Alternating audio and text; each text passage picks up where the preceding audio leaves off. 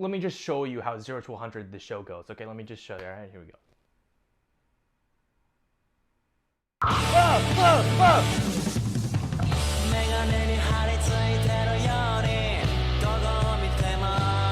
As you guys might know, I really do dig myself a bizarre show, from Sarazanmai to Bakemonogatari to now FLCL or FLCL. I had heard about the show before by other AniTubers such as like Gigic or Mother's Basement for its amazing soundtrack, and I, wanted to check it out. And from episode 1 to episode 6, I was so confused until, oh, that makes sense. No, it doesn't. No, it doesn't. But while like Evangelion, where FLCL can be broken down bit by bit, piece by piece, I decided to go a different route this time. This one, however, after the first episode, I was so confused I decided to watch Mother's Basement's video on it, where it was literally labeled, "It is okay to feel stupid," where he says that the director himself says that it is okay to feel stupid about the show. That it is not meant just for you to analyze every single frame, but to just take it as it is and enjoy it. So I decided to switch my brain off, which I don't do very often, voluntarily at least, and decided to just feel things, and boy did I feel that sounds like an innuendo.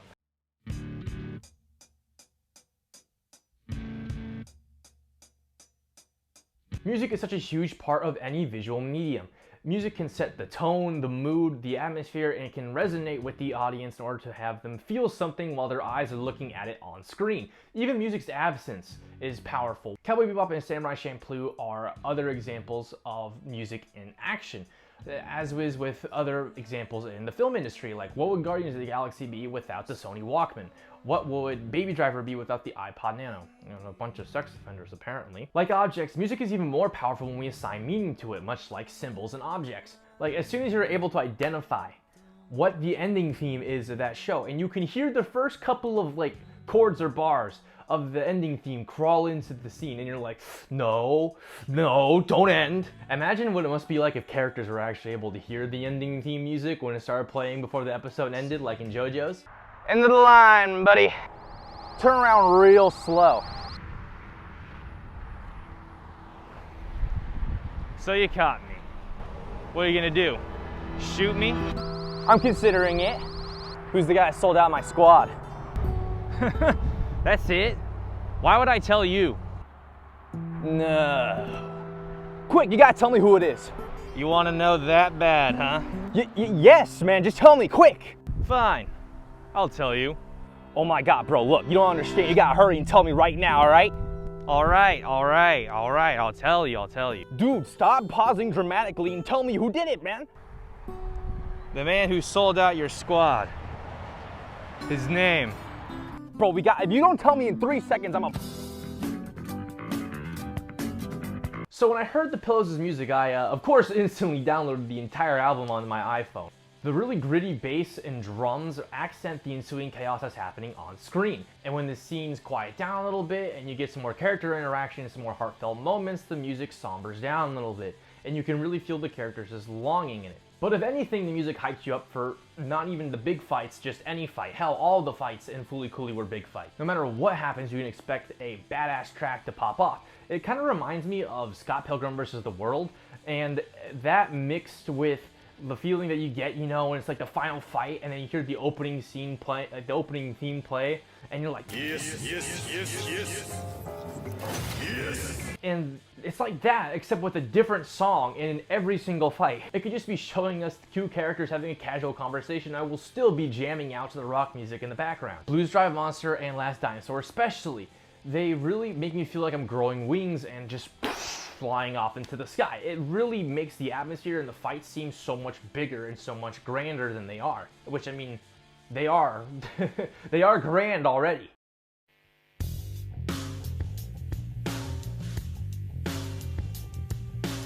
If you try to analyze this show frame by frame, you're gonna have a bad time. It throws way too much stuff at you in too little time, and there's not enough RAM in your brain to not drop frames while trying to analyze the show while watching it. There's absolutely no way.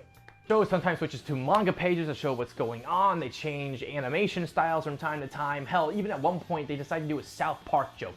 I don't know why they decided to switch to the South Park animation other than it was a funny joke about the dude's eyebrows, or if it actually had some deeper inner meaning to it. You can't tell if something has deep symbolism showing that person's conquering over their insecurities and having more control of them, while also showing the more vulnerable side, or if it's just a fucking dick joke. And sometimes they really are just dick jokes. Not only would I recommend just going with the flow and not really trying to dig too deep into it, at least with your first time viewing, the show also does this. It makes fun of it. At one point, they get a robot made, and the main character's like, this isn't normal.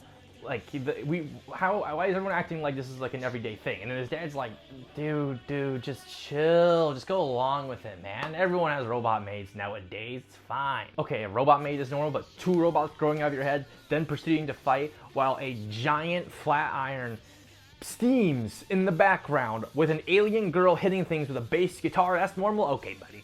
So how does a show with such a confusing plot keep you engaged? Well, the thing is that you do have the option to go frame by frame and analyze what the hell the person is trying to say by doing that. And it is so hard to do that when they're throwing so much at you in so little time with rock music playing loud in the background. Like I said, there's pieces of writing gold in there, mixed in with all the dick jokes, fourth wall breaks, and animation changing styles. But it's going to be very stressful on your brain to do that while also trying to watch the show for the first time, or the second time for that matter, because I watched it twice. Because you see, the main problem is that all of this is coming at you at the speed of Mach 3 all at once. That also sounds like an innuendo. And there's half the usual episodes in a regular anime season, so it's just all tightly packed in there and just thrown in your face. Now, I'd like to reiterate, I'm a huge fan of zany and whimsical stories. Bakemonogatari is like kind of confusing, switching back and forth between wide angles, close-ups, and B-roll, or sometimes animation title cards, and Sarazanmai's stupid, sometimes weird symbolism and metaphor. And I think that music is important to any type of art. Hell, I do almost everything with background music playing, and while that's not really healthy, I do it anyways. The only time I'm not really playing music is when I'm recording videos like this, or I'm sleeping, or I'm in the shower. Well, actually, I'm in the shower, I still listen to music. What am I talking about? If I could equate to FLCL or Fooly Cooly to anything, it would be a roller coaster ride where you get launched off and you go through all these twists and turns and loop-de-doops, and you get off before you even knew you got on. But you don't really know what happened on that ride, but you know it was a good ride. So you go back to watch it again, or ride it again, and it's the same thing over and over again. And you slowly start to pick up on what the person is saying if you watch enough times. That's all I got, people. Peace out.